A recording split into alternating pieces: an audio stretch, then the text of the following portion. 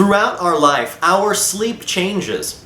Humans always desire sleep, but our sleep needs change as we get older. And it turns out that our sleep begins changing even before we're born. I've previously mentioned that healthy adults should get 7 to 9 hours of sleep a night. And this is the general recommendation, and it works for most people quite well. But biologically, our sleep needs, or even our ability to sleep, change as we age, and this can make getting the recommended 7 to 9 hours of sleep difficult. Additionally, when we sleep, as in what time of day, also changes throughout our life. Understanding how our sleep changes throughout our life is important so we can understand and possibly combat these changes. So today I'm giving an overview of how sleep changes throughout our lifetime. Hey everyone, my name is Matthew and welcome to Calm Insomniac, where we're a community of people trying to get a better night's sleep. If you enjoy learning about sleep health, sleep tips, and relaxing classical music, then please subscribe with notifications on. And if you enjoy this video, please give it a like as it greatly helps out the channel. Before we discuss how our sleep changes, I want to briefly review non-REM and REM sleep. And if you want even more detail about this, you can check out this previous video right over here. Understanding the difference between these two is important because this is largely how our sleep will change, especially related to REM sleep, so we want to have a basic understanding of these two sleep states. As an adult, we spend most of our time in non-REM sleep. This happens as we begin falling asleep, when we achieve deep sleep, and as we begin waking up. REM sleep is characterized by rapid eye movements, and this sleep state occurs as we transition out of deep sleep. What's important about REM sleep is that during this state, our brain is creating neural connections. And it's also in this state where we typically dream. We need to remember that our brain is creating neural connections in REM sleep because this will be vitally important as we explain how our sleep changes throughout our life. And we should also remember that REM sleep puts our voluntary muscles into a sort of temporary paralysis. Now, this obviously doesn't affect muscles related to survival, such as the muscles that control our breathing. But during REM sleep, we are otherwise immobile, otherwise we could actually act out our dreams. So with that incredibly brief review of non-REM and REM sleep out of the way, let's begin discussing how our sleep changes throughout our life, starting with our sleep before birth. Before we're even born, we spend most of our time asleep. But this isn't exactly what we would call sleep. Instead, we are in a sleep-like state that falls somewhere in between non-REM and REM sleep. What's important about this sleep-like state, though, is that our brain activity closely resembles the brain activity we find during REM sleep. Around 23 weeks of pregnancy, our brain has already created the centers that will control non-REM and REM sleep. Despite this, we will stay in a sleep-like state until the final trimester. What hasn't developed yet is our ability to temporarily paralyze our voluntary muscles while we're in REM sleep. In fact, it's these uncontrollable movements that create a baby kicking and reacting to external stimuli while still in the womb. Before the final trimester, we spend about 6 hours in REM sleep, 6 hours in non-REM sleep, and 12 hours in this sleep-like state. Only during the final trimester will we begin to experience some form of wakefulness. About 2 weeks before birth, we increase our REM sleep to about 9 hours a day, and 1 week before birth, we increase our REM sleep to almost 12 hours a day. We will never again experience this much REM sleep in our life, but it shows how quickly our body is developing as we prepare for birth. And since REM sleep is associated with heightened brain activity and the creation of neural connections, it makes sense that an unborn child needs as much REM sleep as possible. Next, we can discuss sleep during childhood. As soon as we're born, we begin sleeping in short, seemingly random bursts. And this is why new parents have a hard time keeping a sleep schedule. The parents have a regular sleep schedule, but their infant does not. This occurs because our circadian rhythm hasn't developed yet. Even though when we're born, our brain has all the mechanisms it needs to initiate sleep, our circadian rhythm is not yet in control. So think of it this way. Our circadian rhythm is largely controlled by the light-dark cycle of the world around us. But when we're in the womb, we aren't exposed to a light-dark cycle. So when we're born, we don't have enough data to compute a circadian rhythm. It takes time to gather the data and develop our own circadian rhythm. At about 3 or 4 months old, an infant will begin showing signs of a regular sleep schedule. By 1 year old, our circadian rhythm is finally in control. And when we reach 4 years old, our circadian rhythm is finally the dominating factor controlling our sleep. Also, by the time we reach about 4 years old, we have transitioned from sleeping multiple times a day to sleeping twice a day, usually at night, and we have an afternoon nap.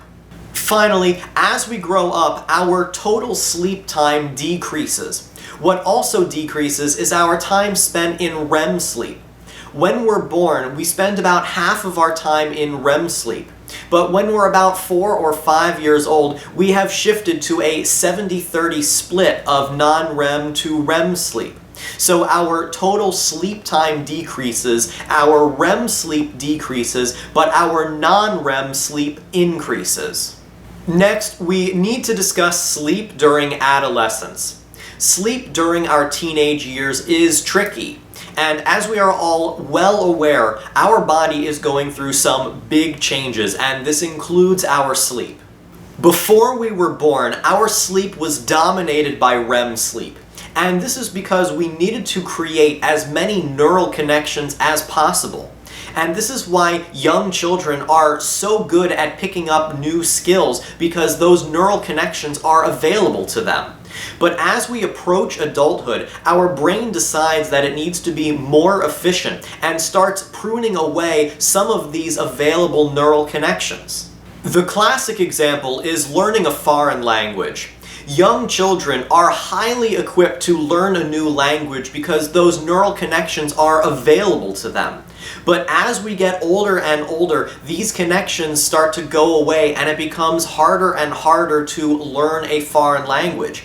And this is one of the main arguments for people that say we should begin teaching a foreign language in elementary school rather than middle school. And this is because when we're around 13 years old, those language learning connections are already starting to close. So during adolescence, our brain decides to fine-tune itself and become more efficient by initiating more non-REM sleep, particularly deep sleep. And this is why teenagers need to get as much sleep as possible, often more than 9 hours of sleep. Our brain is at this point in the process of maturing, and sleep is an important part of the process of maturation. The teenage circadian rhythm is also noticeably later than that of an adult, and this is a completely natural occurrence. Unfortunately, many parents don't realize this, and this is a point of tension between parents and their teenagers because teenagers are naturally equipped to just stay up later into the night. Finally, sleep affects the teenage brain in a particular way. We know that sleep helps the maturing process of the human brain, but for a teenager, this process begins at the back of the brain and works toward the front of the brain. So the last part of the brain to mature is the front, which is responsible for decision making. And this is why teenagers often make irrational decisions. Their brain is mostly that of an adult, but part of their brain is still a child. Finally, we can discuss sleep during adulthood. As an adult, we achieve a regular non-REM to REM sleep split of 80-20, and this will remain fairly consistent even as we age. What won't remain consistent, though, is our time spent in deep sleep. As we age, we spend less time in deep sleep. Now, this doesn't mean we don't need deep sleep, because we certainly do, but this is unfortunately just a natural occurrence. This can also be affected by certain medications that adults or older adults are taking. Another change that happens to our sleep in adulthood is a change in our circadian rhythm. When we were teenagers, we naturally stayed up later than our parents. But when we reach adulthood, our sleep timing tends to shift backward to what most adults would consider normal. But as we get older and older, our sleep timing shifts earlier and earlier. And this is why many older adults wake up early and go to bed early. And this is also why we have early bird specials at many restaurants. So this is why adults often complain of not getting enough sleep.